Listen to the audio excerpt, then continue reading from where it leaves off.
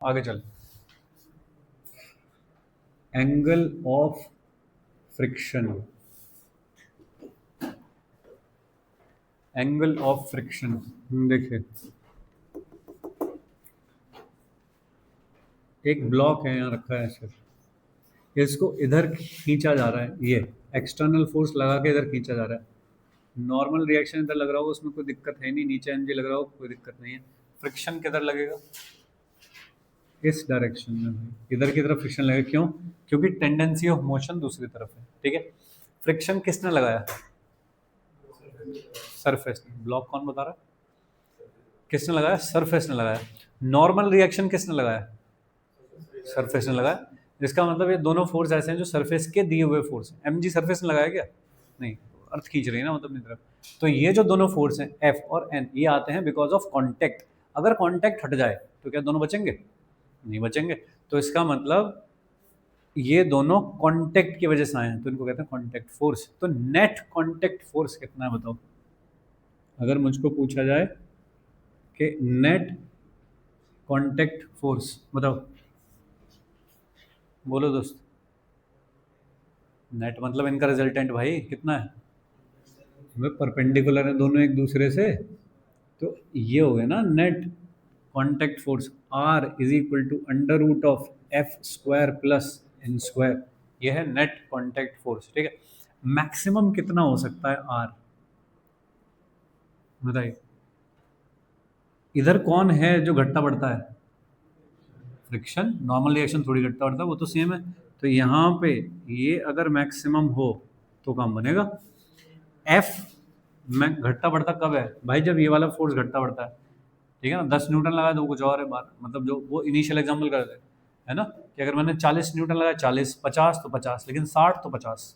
Correct. तो यहाँ पे एफ मैक्स की वैल्यू क्या हो सकती है? Mu into n. तो mu square n square plus N square. N को लिया कॉमन तो क्या बचा? Mu square plus 1 is maximum reaction force because of the surface. ठीक है जी।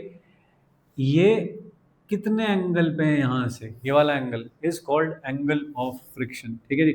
तो पहला दुख तो यही है कि एंगल ऑफ फ्रिक्शन किसको कहते हैं? Angle of friction is angle between R and N. Friction का एंगल है, और फ्रिक्शन के साथ नहीं है एंगल। ठीक है, तो बताइए टेन थीटा कितना हो जाएगा?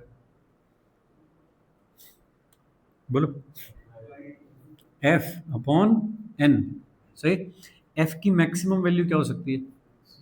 Mu into n upon n is tan theta. तो tan theta is equal to mu. ठीक है, ये मैक्सिमम पॉसिबल वैल्यू है, क्योंकि तुमने मैक्सिमम वाला लिया है ना फ्रिक्शन भी। तो थीटा की मैक्सिमम पॉसिबल वैल्यू है। अगर ये फ्रिक्शन बिल्कुल यहाँ पे कोई फोर्स ही ना हो तो टेंडेंसी ऑफ मोशन क्या होगी? जीरो। कोई नहीं है तो फ्रिक्शन भी नहीं है। फ्रिक्शन नहीं है तो ये वाला कहाँ मिलेगा फोर्स? यहाँ मिलेगा बस। तो उस टाइम पे एंगल कितना होगा? जीरो। ऐसा मैक्सिमम कितना हो सकता है? म्यू। तो थीटा ग्रेटर देन और इक्वल टू जीरो से लेके लेस देन और equal to tan inverse mu के बीच में हो सकता है एंगल ऑफ फ्रिक्शन। सही। ऐसा कोई क्वेश्चन नहीं पूछा गया, क्वेश्चन में ये वाली चीज़ यूज़ हुई है। कई बार आपको दिया जाएगा कि आपको फ्रिक्शन या म्यू नहीं दिया जा रहा आपको। ठीक है जी। जैसे कि आपको छुपाया जाएगा डेटा।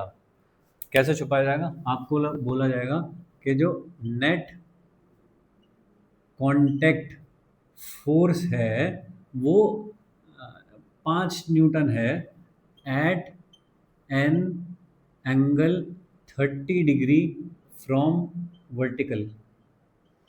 ऐसा दिया। सही। तो भाई ये वाला सीन है, ब्लॉक रखा हुआ है, इधर की तरफ कितना है? 5 न्यूटन का फोर्स है, वर्टिकल से कितने एंगल पे? 30 पे। तो मुझे फ्रिक्शन बताया गया है ऐसा बोल के कि भाई फ्रिक्शन किधर है? हाँ, इसका ये वाला कंपोनेंट। तो 5 साइन 30 ये है एफ मैक्स की वैल्यू। ऐसा। ठीक बात है। तो मुझे ऐसे करके बताया गया है।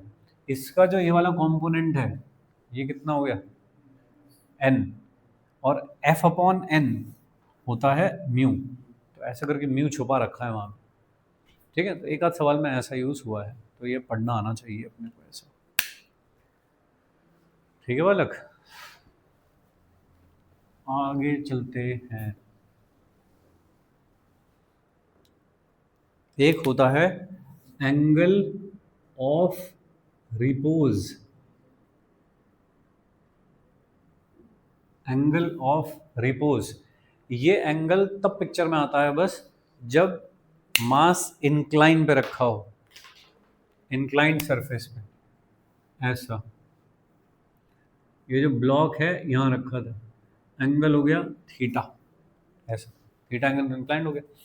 एम जी इधर की तरफ एक्ट कर रहा होगा, उसके दो कंपोनेंट मार्क करोगे तो इधर की तरफ का कंपोनेंट आ गया एम जी साइन, और ये वाला हो गया एम जी कॉस थीटा, साथ में नॉर्मल रिएक्शन। बताइए इसकी टेंडेंसी ऑफ मोशन किधर की तरफ है, तो फ्रिक्शन कहाँ लगेगा, ऊपर।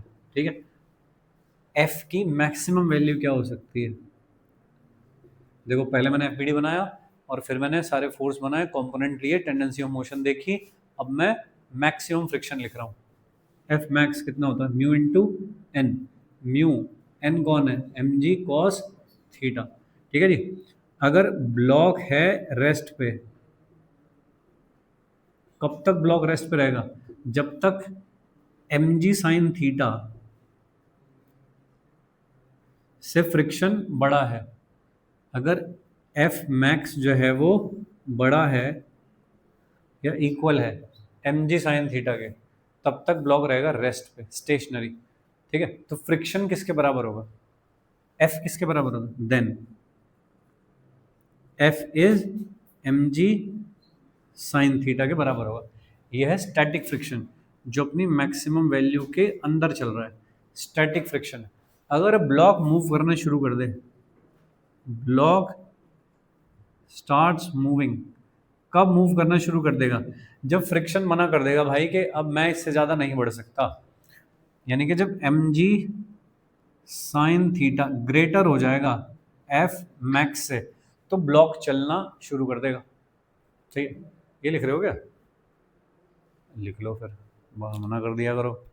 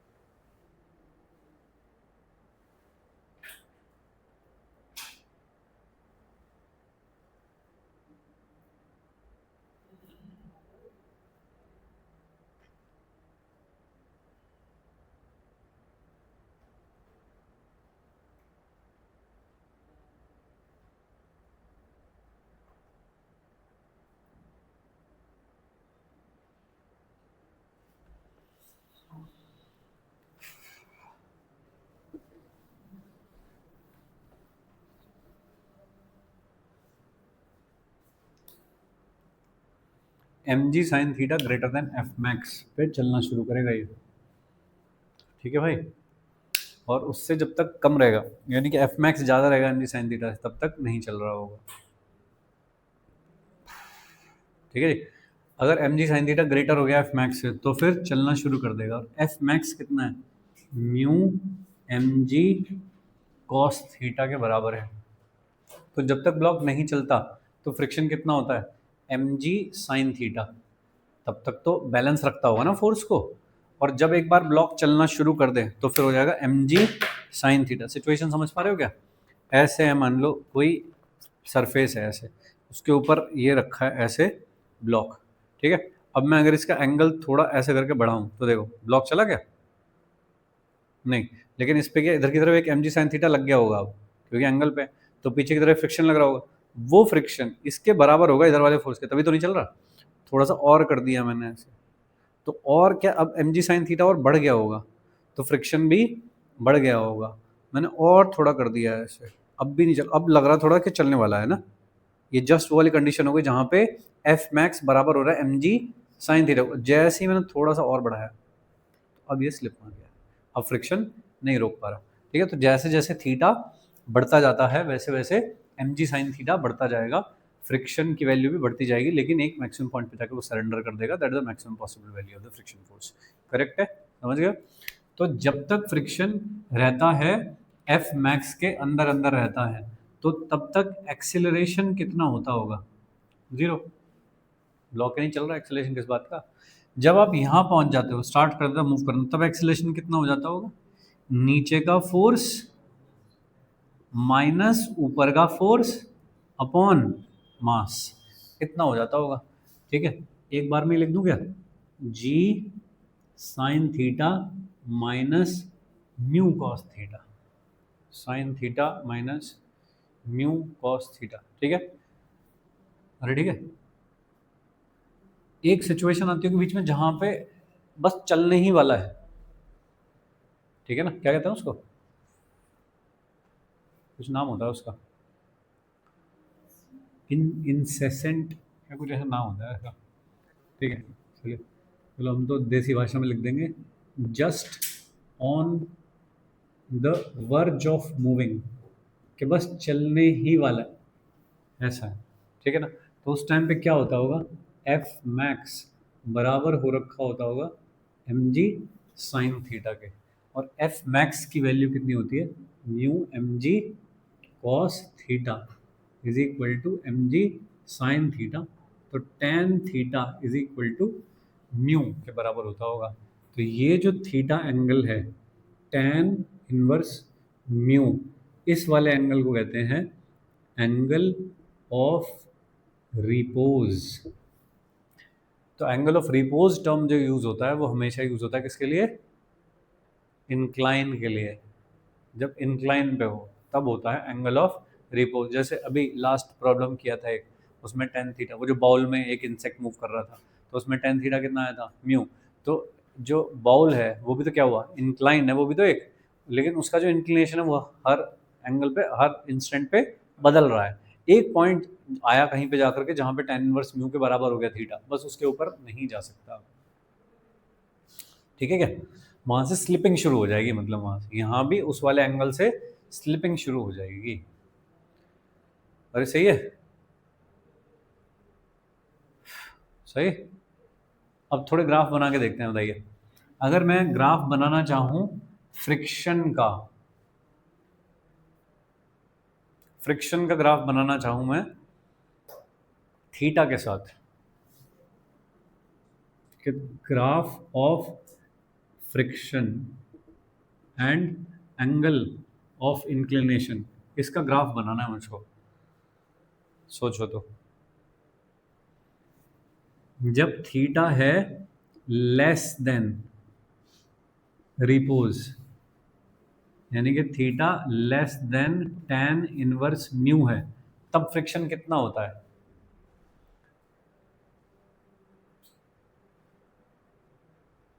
जब एंगल ऑफ रिपोज से कम है।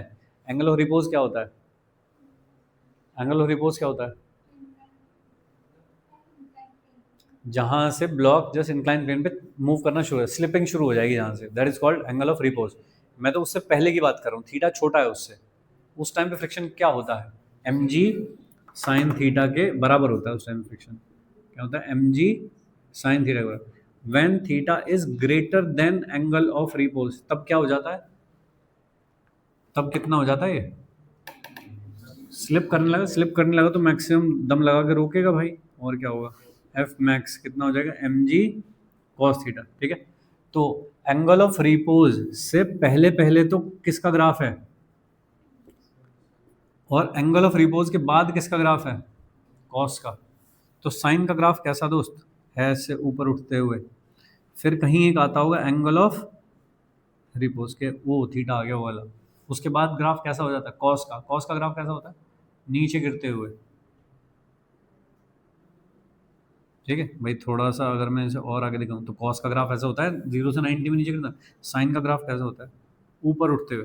तो पहले कौन सा वाला ग्राफ फॉलो होगा, 0 टू थीटा यानी कि एंगल ऑफ रिपोज तक, इस वाले एंगल तक कौन सा ग्राफ फॉलो होगा, साइन थीटा का। उसके बाद कौन सा ग्राफ फॉलो होगा, कॉस थीटा का। तो साइन फिर cos, this is the graph of friction with respect to theta. समझ पाए हो क्या?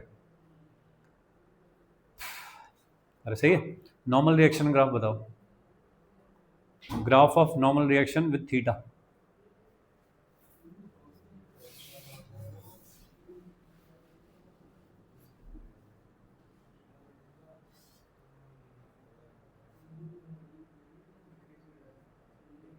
डिक्रीजिंग होगा, ठीक है। किस फंक्शन के साथ डिक्रीजिंग, कॉस के साथ। इनिशियली जब सारा ब्लॉक ऐसे करके रखा है इसके ऊपर, उस टाइम पे मैक्सिमम नॉर्मल रिएक्शन है।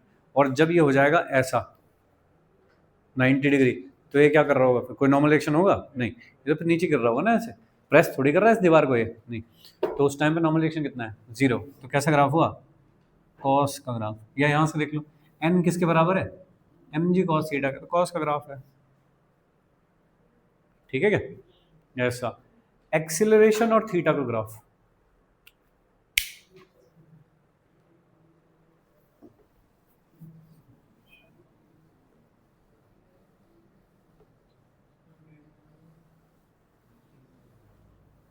एक्सेलरेशन और थीटा का ग्राफ, सोच समझ के जवाब दो। थीटा और एक्सेलरेशन, ये है angle of repose. Angle of repose तक एक्सेलरेशन क्या है, 0। ठीक है, तो तब तो यहाँ खींचेगी भाई लाइन, 0 है, सही है जी, बढ़िया। उसके बाद तुरंत एक्सेलरेशन आ गया, सही है। फिर कैसे आया वो acceleration, sign theta minus mu cos theta. इसका ग्राफ कैसे बनाते हैं, sign theta minus mu cos theta का ग्राफ कैसे बनाते हैं।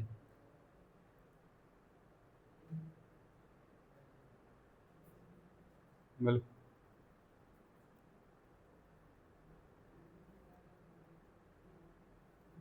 पता नहीं, मुझे भी नहीं आता, पता लगाओ भाई कैसे बनाते हैं।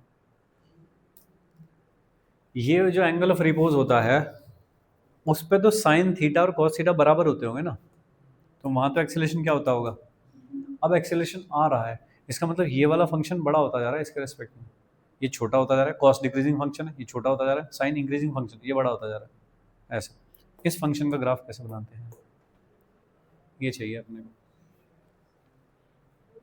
ठीक है, तो नहीं आता तो भाई कम से कम तुक्का मारना आना चाहिए कि theta is equal to this, पे तो 0 है वैल्यू। जैसे ही इससे आगे जाता हूँ तो कुछ वैल्यू फिर आ जाती है, और वो वैल्यू फिर बढ़ती है। कैसे बढ़ती है कि थीटा इज इक्वल टू 90 पे कितनी हो जाएगी वैल्यू, भाई मैक्सिमम इंक्लिनेशन का एंगल कितना हो जाएगा, ऐसे था इंक्लाइन, ऐसे बढ़ते बढ़ते मैक्सिमम कितना हो जाएगा, तो उस टाइम पे कितना हो जाएगा, जी तक जाना चाहिए। ठीक है, कैसे जाना चाहिए कि यहाँ पहुँचा, मान लीजिए ऐसा कुछ, इस तरह का कुछ ग्राफ बना, सही है। अब मुझे नहीं पता शेप साइज कैसे डिसाइड करोगे तुम इसका, लेकिन मैं तो ऐसे देख पा रहा हूँ कि जी, और जब भी कोई ऐसा फंक्शन होता है sign theta minus mu cos theta, जब भी फिजिक्स में कहीं पे ऐसा फंक्शन देखो, तो तुम इसे साइन ए प्लस बी या साइन ए माइनस बी में फिट कर सकते हो। कर सकते हो ऐसा, अगर कहीं पे लिखा है 3 sine theta plus 4 cos theta या माइनस 4 कॉस थीटा, ऐसा लिखा है, हो गया इस टाइप का।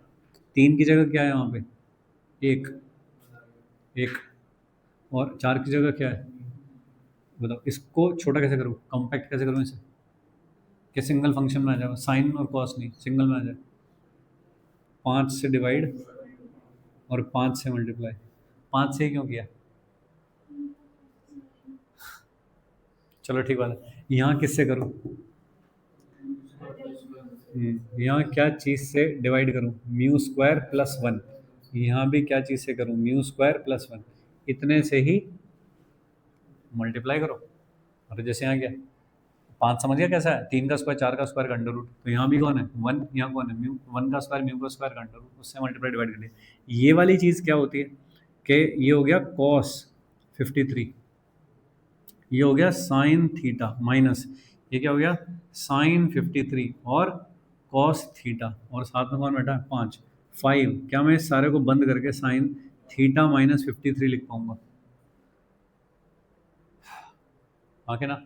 इसी तरह से इसको भी तो लिख पाऊंगा कुछ। भाई ये वाली चीज़ क्या बनेगी, मान लो कुछ कॉस अल्फा, तो ये क्या बनेगी कुछ साइन अल्फा, तो सारी चीज़ कैसी हो जाएगी g sine theta cos alpha minus sine alpha cos theta, ऐसी बनेगी भी बंद हो के। ठीक है, तो मैं इसे क्या लिख पाऊंगा जी और साइन थीटा माइनस अल्फा, साथ में कौन बैठा है mu square plus 1 mu square plus 1, ऐसा बैठा हुआ। इसका ग्राफ निकालना है मुझको, इसका ग्राफ बताना है, तो है तो साइन का ही ग्राफ, थोड़ा बस लेफ्ट राइट से शुरू हो रहा है, बस 53 डिग्री पीछे से शुरू हो गया, बस ऐसा तो हो रहा है, तो इसलिए थोड़ा सा पीछे से बनाया, तो इस टाइप का कुछ ग्राफ हो गया। एग्जैक्ट नहीं बना सकता क्या, बट हाँ इस टाइप का कुछ ग्राफ हो गया। समझे क्या? जब भी कभी ये वाला फंक्शन आएगा, एसएचएम में बहुत फंक्शन आता है ये वाला, साइन थीटा और कॉस थीटा ऐसा करके फंक्शन आएगा, तो भाई कुछ चीज़ से मल्टीप्लाई डिवाइड करना होता है, वो चीज़ क्या होती है मल्टीप्लाई डिवाइड की, वो तुम समझ गए क्या होती है, 3 का स्क्वायर 4 का स्क्वायर का अंडर रूट उससे। ठीक है, तो साइन का क्या कोफिशिएंट बैठा और कॉस वाले फंक्शन कोफिशिएंट उसके स्क्वायर का सम का अंडर रूट से मल्टीप्लाई डिवाइड कर देते हैं, ऐसा। बोले भाई समझ पाए हो? सॉरी सॉरी सॉरी, ये थोड़ा यहीं से शुरू होना चाहिए, ऐसे करके शुरू होना चाहिए, जीरो से ही तो बढ़ना शुरू होगा, ऊपर से क्यों जाएगा? भाई जीरो था ना, तो जीरो से बढ़ना शुरू होगा अब आगे। सही है, वो जो मैंने बनाया था वो क्या था, मैं दिमाग में कुछ और चल रहा था मेरे, मैंने बना दिया। वो कब बनता है कि पहले गया ऐसे और फिर थोड़ा ऊपर से शुरू हुआ यहाँ से, ये कब बनता है when mu S is greater than mu के, तब बनता है वाला ग्राफ। क्योंकि जैसे ही एक बार ब्लॉक चलना शुरू करेगा फिर म्यू एस नहीं लिखूंगा म्यू के लिखूंगा, फिर म्यू के लिखूंगा तो वो जीरो से स्टार्ट नहीं होगा, थोड़ा सा वैल्यू से स्टार्ट होगा, तब वो थोड़ा सा बड़ा बनता है। लेकिन अगर कहीं पे मुझको एक ही म्यू दे रखा है, बस म्यू एस और म्यू के दोनों बराबर दे रखे हैं, तो फिर यहाँ से शुरू होता है ग्राफ।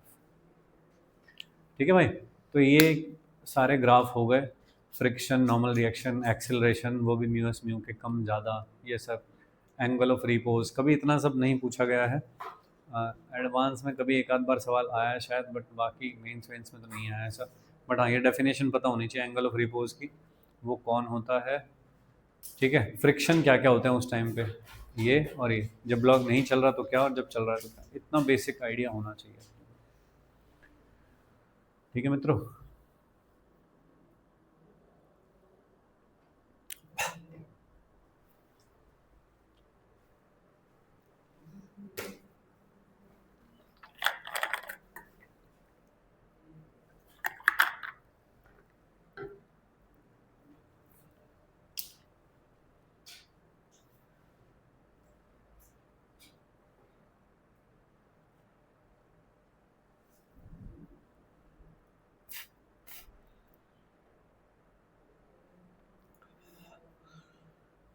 हाँ इस चैप्टर के जो मेंस लेवल तक के सवाल हैं वो कर पाओगे आसानी से, लेकिन जैसे ही एडवांस की तरफ जाओगे तो थोड़ा सा दिल हिलेगा।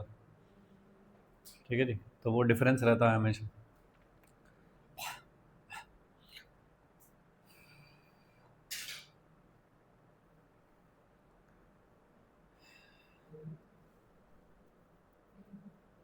इस वीक में ख़त्म करना है या मैं, मतलब तुम्हें, मैंने तो कर दिया।